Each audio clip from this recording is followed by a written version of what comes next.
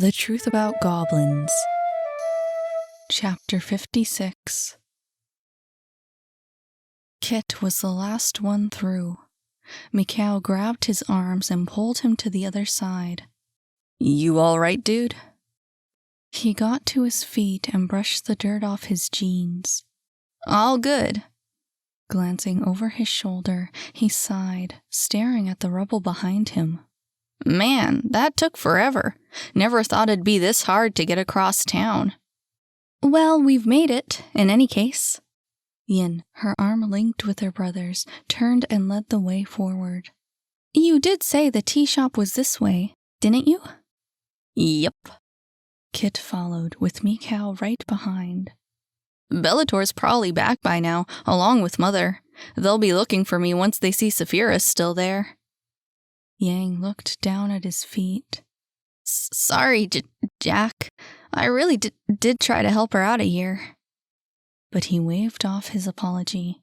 "You wouldn't have made it anyway. Besides, we'd all be buried if you didn't get to the poison apple in time." There was a shared feeling of shame amongst the group. "We really screwed up," said Mikhail. "Hey, don't worry about it." Kit offered a smile. "Yang filled me in on that meeting. I know the transgressors were blackmailing you guys." "I just wish you would have said something," said Yin, nudging her brother. "We could have easily fit the pieces together if we had known what the others were up to." "I don't think anyone knew," said Mikhail. Kit nodded in agreement. "I doubt any transgressor or arbiter would have gone along with it if they thought the market might collapse." "We didn't even know the arbiters were involved." This time Yin sighed. "What a mess." It really was. Now that the last of the crowds had escaped through the tunnels, the market was abandoned. The streetlights still shone overhead, but their light was weakening by the minute, and the path ahead of them was both dark and empty. No one remained except for those who couldn't leave the market. It was a dismal sight. Kit, however, was still in good spirits. "Why don't you guys go ahead without me? I'll catch up with you later." "Sure about that, Jack?" said Mikhail. "We can wait for you." He gestured ahead. "Nah, don't worry about me. It's better if you all get out of here, just to be safe. The quakes are small now, but you never know when a chunk of ceiling might come loose." Mikhail smiled. "You're a good kid, Jack." He clapped a hand on his shoulder. "Listen, you ever need anything from me, you just ask. You got that?" "Us too," said Yang. Another smile. "For sure. See you all on the other side, 'kay?" They all waved as he turned from the group towards the tea shop. Now that he was alone, Kit's exhaustion began to wear on him. But his heart felt light as he looked to the ceiling past the trees. He was glad to be alive. Even if his arms and legs felt like they were about to fall off, he didn't slow his pace. He was eager to see his family. Cam, of course, would already be in the tunnels, but he was looking forward to hearing about the siege on the power plant. No doubt Bellator would have a story to tell. It wasn't long before the shop came into sight. Wrapping his fingers around the handle, he pulled the door open and stepped inside. It was dark. The power was still out. But he didn't hear anyone upstairs. It wasn't until he was at the door to the apartment that he heard muttering from within. They must have been waiting for him. He opened the door and entered. The muttering came to a halt.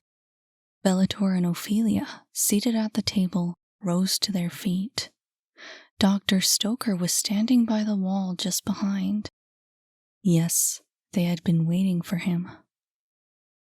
He looked to each of their faces. No one spoke. "What is it?" he asked. "What's going on?" Bellator glanced at Ophelia. Her face was pale. He pulled a chair from the table. "Sit down, Kitsune."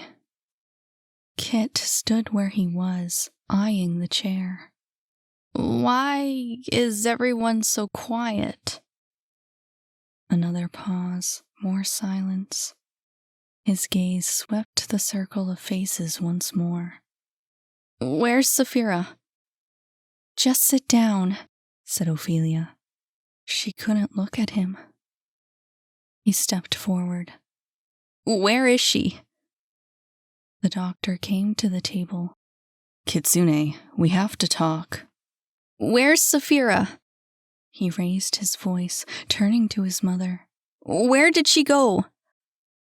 Bellator laid a hand on his shoulder, guiding him to the chair. Kitsune, listen to the doctor. Just sit down and we can... Saphira! He pushed past Bellator and looked to the living room. She wasn't there. Saphira! Now the doctor was at his side. Kitsune, calm down. You can't... But he saw Ophelia glance towards the bedroom. He started running. Kitsune! Bellator reached for him, holding him back. Calm down! Let me go! He struggled under his grip. Saphira! He broke free. Saphira! Kitsune, no! Ophelia reached for him, but she was too late. He ran into the room. They watched, the three of them, waiting. And then he screamed. Empty, scared. The air was filled with it. Saphira! Another scream. It shook the walls, the room. Ophelia clapped her hands over her ears and tried to shut it out. Help! More screaming. Help her! She latched onto the doctor's arm. Do something! Dr. Stoker kept his arms crossed. His eyes were shut tight. Nothing, he whispered. We can do nothing. Again, Kit wailed, crying, sobbing, screaming for help. Ophelia ran from the doctor and into the room. Kitsune! Mom! On the bed, he held Saphira. But she was cold, stiff. Mom, she needs help! Close your eyes, Kitsune. She reached over and took him in her arms, pulling him away from the bed. Don't look! Please don't look! He held on to her as tight as he could, burying his face in her shoulder. You gotta help her. The sobbing took over. His whole body heaved with each breath. She's sleeping. You need to wake her up. There was nothing she could say.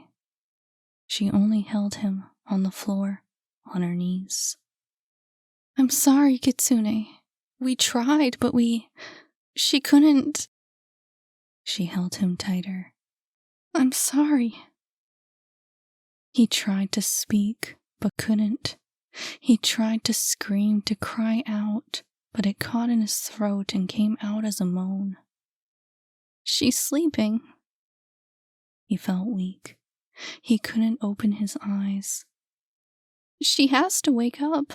She's sleeping. They stayed there, on the floor, both crying, both seeking comfort in each other's embrace, but finding none. There was nothing left, nothing to hold on to. She was gone. Saphira was gone.